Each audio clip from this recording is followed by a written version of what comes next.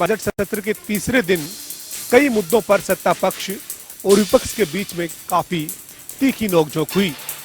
सदन की कार्यवाही सुबह 11 बजे प्रश्नकाल के साथ शुरू हुई। प्रश्नकाल के 1 घंटे में सत्ता पक्ष और विपक्ष के विधायकों ने अपने अपने सवाल सदन में रखे। इस दौरान संबंधित विभागों के मंत्रियों ने इन सवालों के जवाब दिए। करीब 1 घंटे का शून्यकाल रहा।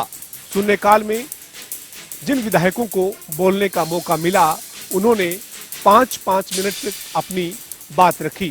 शून्यकाल में कई विधायकों ने अपने क्षेत्र की मांग सदन में सरकार के सामने रखी है। इसके बाद सदन में राज्यपाल के अभिभाषण पर चर्चा शुरू हुई। राज्यपाल के अभिभाषण पर चर्चा के दौरान विपक्ष ने सरकार की कमियों को गिनवाते हुए और ये कहा कि सरकार केवल 10 साल में जो काम किया है उसका बार बार बखान कर रही है। राज्यपाल के अभिभाषण में सरकार कोई विजन आगामी सालों के लिए नहीं रख पाई है।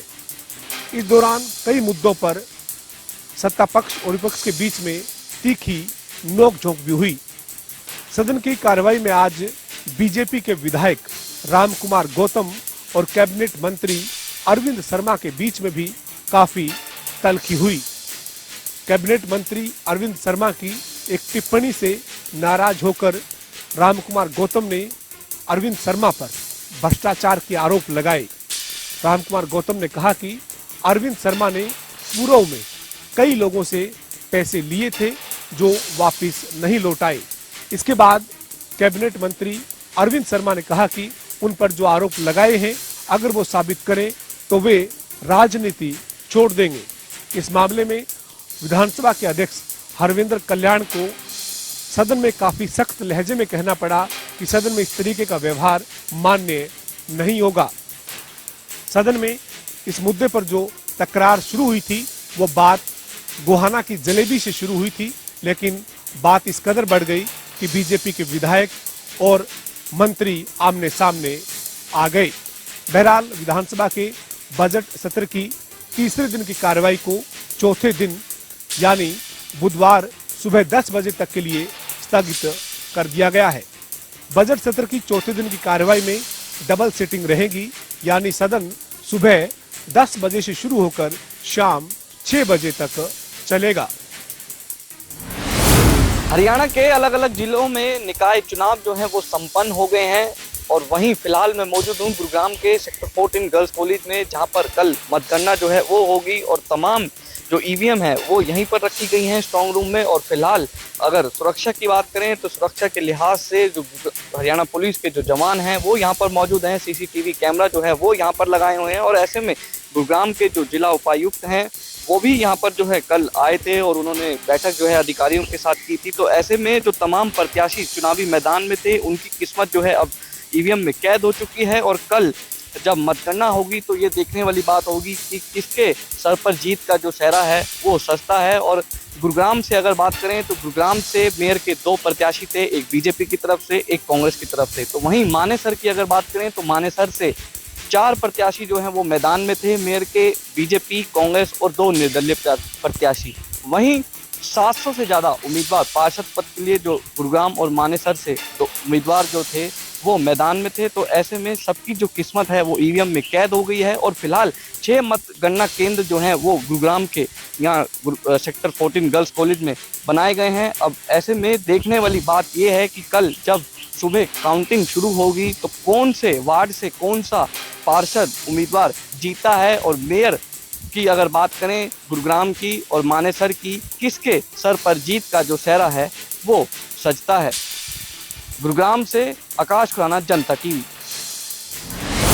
फरीदाबाद में कल निगम चुनाव की वोटिंग की गिनती होनी है और इसकी तैयारियां प्रशासन ने पूरी कर ली है। सभी स्ट्रांग रूम का जो है वो खुद अधिकारी निरीक्षण कर रहे हैं। फरीदाबाद के डीसी एवं चुनाव अधिकारी विक्रम सिंह यादव ने भी खुद जो है वो स्ट्रांग रूम का निरीक्षण किया है और मौके पर ही अधिकारियों को उचित दिशा निर्देश दिए हैं। साथ बता दें आपको कि कहीं ना कहीं कल सुबह 8 बजे से जो है वो मतगणना शुरू होगी। सबसे पहले जो है वो मेयर के जो प्रत्याशी हैं उनके वोटों की गिनती की जाएगी और उसके बाद पार्षद जो वोटों की जो है वो गिनती की जानी है।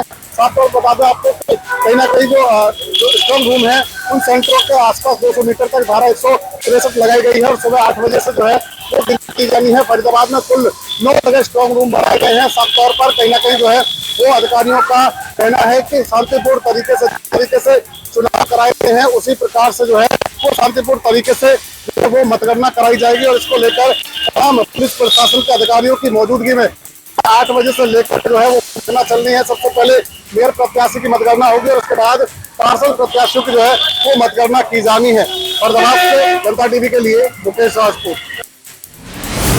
पुलिस को एक बड़ी सफलता हाथ लगी है, जिसमें एक 10,000 का इनामी बदमाश गिरफ्तार हुआ है।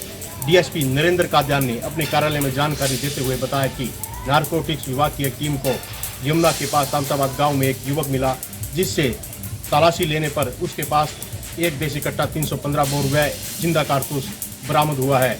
वहीं पता चला कि एनडीपीएस एक्ट के मुकदमे में वह 10,000 का इनामी बदमाश भी है। वहीं उन्होंने जानकारी दी कि आज उसे कोर्ट में पेश कर रिमांड पर लिया जाएगा और उससे और कई मामले में पूछताछ की जाएगी। समालका से जनता टीवी के लिए राकेश वर्मा। यमुनानगर में अपराधी गुंडागर्दी का बेखौफ तांडव दिखा रहे हैं। यमुनानगर में आए दिन गोलियों से शहर गूंज रहा है और लोगों में दहशत का आलम है। आज जगाधरी के एक शराब कारोबारी के गोदाम पर मोटरसाइकिल पर सवार होकर आए 2 बदमाशों द्वारा अंधाधुंध फायरिंग की गई। बता दें कि जब बदमाश मोटरसाइकिल पर सवार होकर L1 जगाधरी स्थित गोदाम में आए तो उन्होंने आते ही फायरिंग शुरू कर दी। लगभग 5 से 6 राउंड फायर किए। हालांकि वहां पर तैनात एक गार्ड द्वारा आमने सामने की फायरिंग की गई। अपराधियों द्वारा चलाई गई गोलियां गार्ड के बिल्कुल कनपटी के पास से होकर निकली। हालांकि गार्ड को चोट तो लगी है, लेकिन वह अभी खतरे से बाहर बताया जा रहा है। अपराधियों द्वारा गोलियां चलाने के बाद मौके से फरार हो गए। घटनास्थल पर पहुंची पुलिस ने घटनास्थल का जायजा लिया। पुलिस के हाथ 4 से 5 खाली खोल भी लगे हैं। पुलिस का कहना है कि अपराधियों को जल्द गिरफ्तार कर लिया जाएगा। जबकि बता दें कि यमुनानगर जिले में लगातार गोलियां चलाई जा रही हैं और लोगों में दहशत का आलम है।